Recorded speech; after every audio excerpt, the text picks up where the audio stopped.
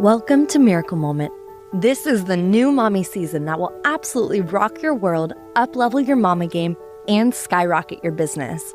I'm your host, Ray Ireland, and brand new mama.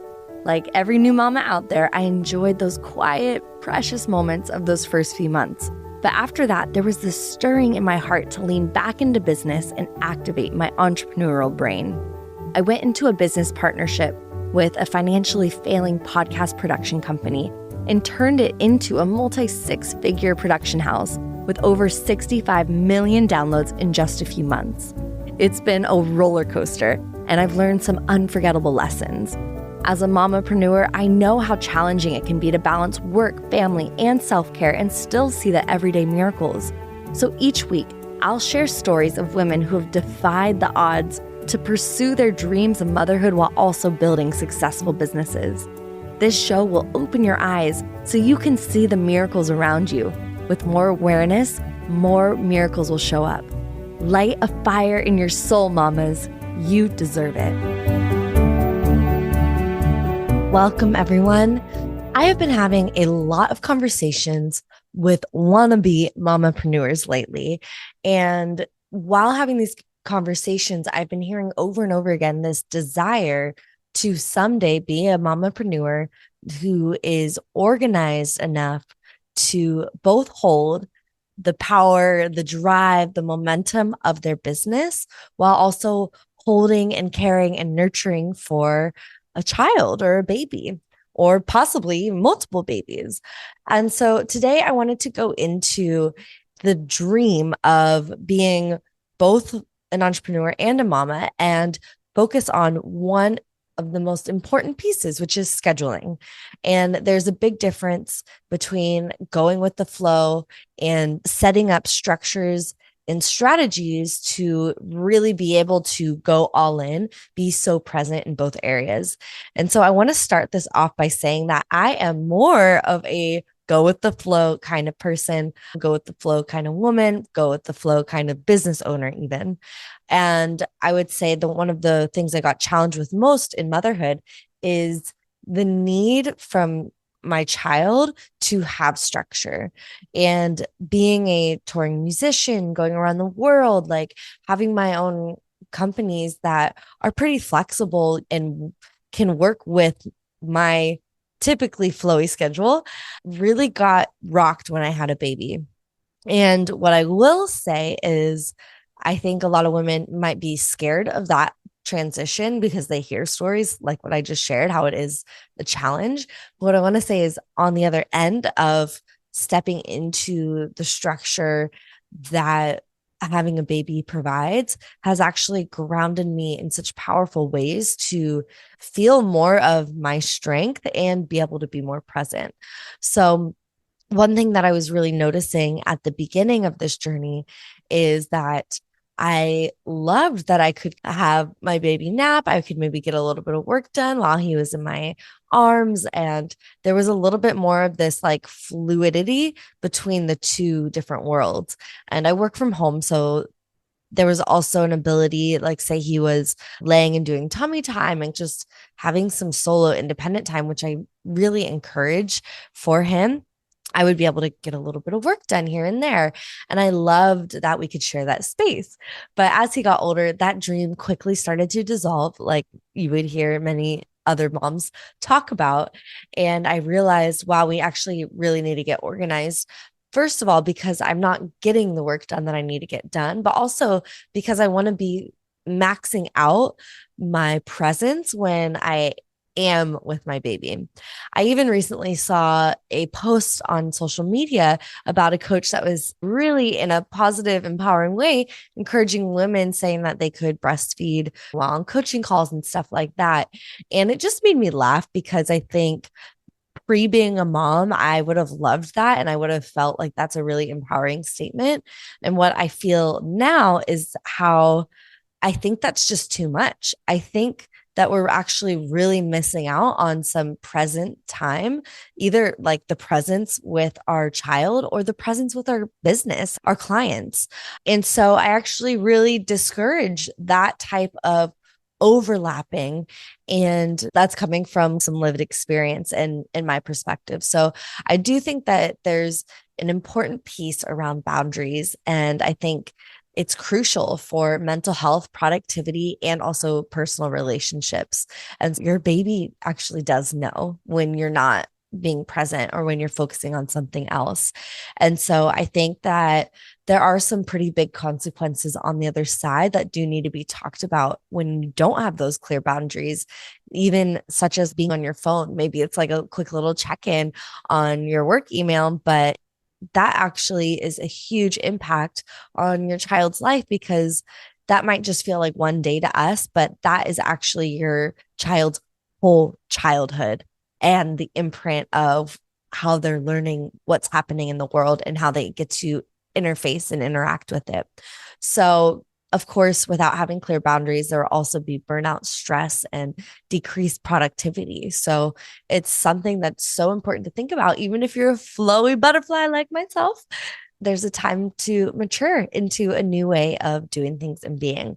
So I really dove into learning and really being in the practice of setting more boundaries for myself and learning some techniques in terms of having specific work hours, dedicated workspaces, and then really unplugging, having dedicated family spaces too, no phones, no technology, and things like that.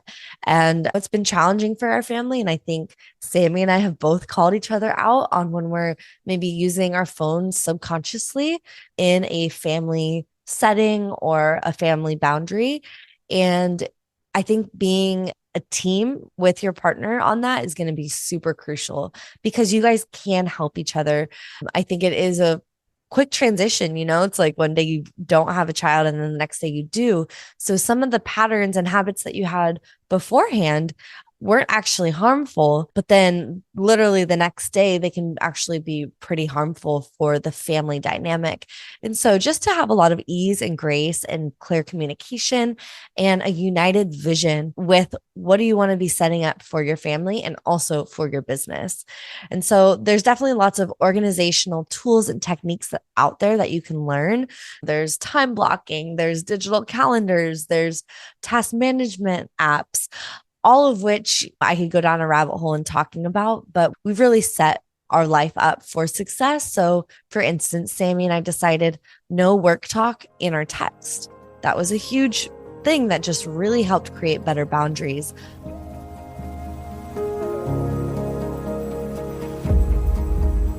Hey there, fabulous mamapreneurs. I've got something super special for you. Introducing Giggles and Growth, hilarious reflection prompts for the mamapreneur. So just picture this. You're journaling your way through prompts that have you giggling and reflecting like never before. Ever wondered what your business would say if it could talk? Or how about sharing the funniest thing your kids have ever said about your work? But here's the best part. These prompts aren't just about having a good laugh. They're an incredible investment in yourself and your journey as a mamapreneur. Taking time for giggles and growth means giving yourself the gift of self-discovery, clarity, and personal growth. As you reflect on these entertaining prompts, you'll gain valuable insights into your business, your role as a mom and as an entrepreneur, and even find hidden gems of wisdom. And the cherry on top? It's absolutely free. No cost, no catch, just a joy-filled opportunity to embrace laughter while empowering yourself. So what are you waiting for?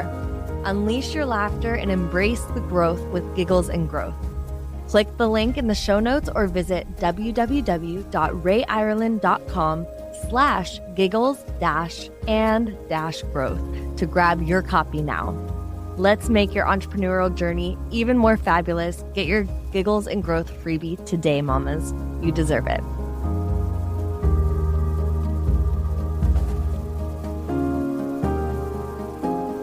We do all of our communication within Slack. We have all of our to-do list in Asana. I have my personal family to-do list in my Apple to-dos. And so I just started really arranging life so I could really turn off from things. I think it's easier to turn on and tune into work or tune into family. What's harder is to actually turn off from either of those. It's hard to turn off from work when I know that there's still lingering tasks, but hey, it's family time. And simultaneously, it's hard to turn off from family time because I honestly just want to be in family time all the time. How do I turn off and just get that focused work time in? Definitely using those pieces of technology, those tools are going to be so vital. And like I said, there's always going to be something lingering. So, really getting clear with yourself on what is truly the priority here and dialing in what task needs to happen. So that way you can really effectively manage this work and playtime and be able to turn off. So, I think you can also go into some really interesting, really cool prioritization methods and techniques. Google them. There's some fascinating ones that will really help you stay super focused. One thing that I had to learn because as a mom, we don't really know this, but there are so many benefits, just like there's benefits to diving into focus time with work, which I had knew and understood. There's also so many benefits to scheduled playtime. And so this was something that was a little bit new to me, but when I started practicing it, I was like, oh, this is just like my scheduled self-care time. Of course, we have this now for the baby. Creativity and stress reduction and like just the unification of the family. This all happens during playtime. And so when you can have those beautiful quality moments, and I always suggest get outside, get into the sun, get into nature to really open up the imagination, not only for your child, but for yourself too. Like you're growing and evolving as well. So it's really fun to be in those learning environments together. And I know that there is a bit of a mindset shift that has to happen when you're diving into understanding a new work life balance.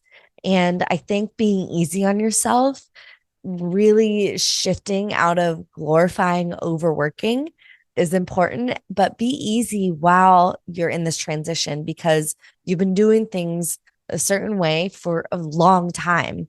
And when a baby comes in, things do shift. And I noticed for me, I really valued my personal time and leisure and family time a lot when Rafa came and I swung the pendulum. And it took a bit of time to figure out where is that middle ground for that pendulum where I'm not overworking and I'm not underworking. And so I think listening to successful stories of other moms who shifted their mindset and found that balance, which you can do here at Miracle Moment, that's why we have this podcast, really helps you get some new ideas, new perspectives on how to do this. And one thing that I've heard from every single mom that I've always interviewed is the art of saying no.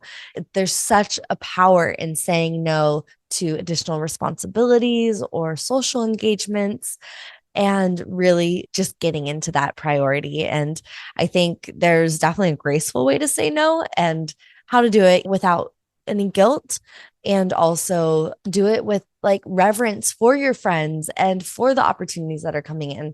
So I always start off with gratitude. Thank you so much for inviting me. Thank you for thinking of me. I really appreciate it. And this is my priority for right now. And I do like to say, if I'm in a certain season, say maybe we are focusing on something in the family or Rafa's going through a big learning curve or a jump in his development, maybe he's taking more naps, something like that.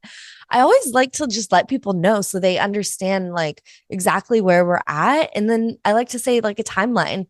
For instance, maybe we're doing sleep training and we have about a month where we're not going out past 7 o'clock or something like that. Giving people a timeline so they really can be on the same page and on the same team, I think has been really helpful as a community as well. So, of course, while we're talking about this new scheduling balance, please schedule in your self-care. It is important. Remember to do that. I know for me, it's felt like there's a lot because I'm scheduling playtime and family time, and that becomes the priority over self-care. And what I've learned is it really has to be all. And so it's this like magical act of expanding the hours in a day, expanding the present time and like your presence in each minute. And so maybe the self-care doesn't look as long as it used to, but it still is in the calendar. And that's what's worked really well for me. Just adjusting the routines and having a little bit of flexibility. So maybe it's not this like strict, I have my morning routine for 3 hours from 6 to 9, or Mine used to be like from 8 to 12 was my self-care time, right? So a lot of flexibility in terms of what is actually going to be practical, and also allowing things to shift very fluidly while you have a set routine, while you have the structure, because unexpected work does come out, personal things do come out, things happen with the baby. And again, it just comes back to let me prioritize quickly, let me think on my toes so I can do what is really best for all. While you're in that, having regular reviews with the people in your life, your partner, your team, your clients, to make sure that everyone is feeling good while the work-life balance and the boundaries adjust and evolve, because a child evolves so fast. That was something I didn't really realize, was the momentum in his development happens like month to month. So it's not like a routine actually sticks for that long. And I've talked with my mom about this, how she felt like that just keeps happening for 18 plus years, is like things are shifting so frequently. So you're always in this flux. So to have really good communication and review how everyone's doing in the relationships around you is going to be key to just making sure that everyone continues to stay happy and connected. Definitely, with that being said, seek out support if you need it, whether it's hiring a professional organizer or cleaner, talking to a mentor, joining a support group, going to an event, whatever that looks like, reaching out to me. I'm always here for you guys. That's really what it's going to come down to as well, is just know that you're not going to have this all figured out by yourself. You've got this, and take it all one day at a time. So I hope that helped in terms of thinking about how to structure and flow with that beautiful work-life balance that you are going to be creating. Best of luck and see you soon. Hey mamas, that's a wrap for another epic episode on Miracle Moment, the new mommy season. Catch me on the internet at Ray Ireland, sharing this wild mompreneur life. And don't forget to check out www.rayireland.com/freebies for all the resources and support while building your soul-aligned business. Are you feeling the miracles coming your way? Stay blessed, ride this miracle vibe all day long, and remember, it's all about the journey. Catch you on the next episode.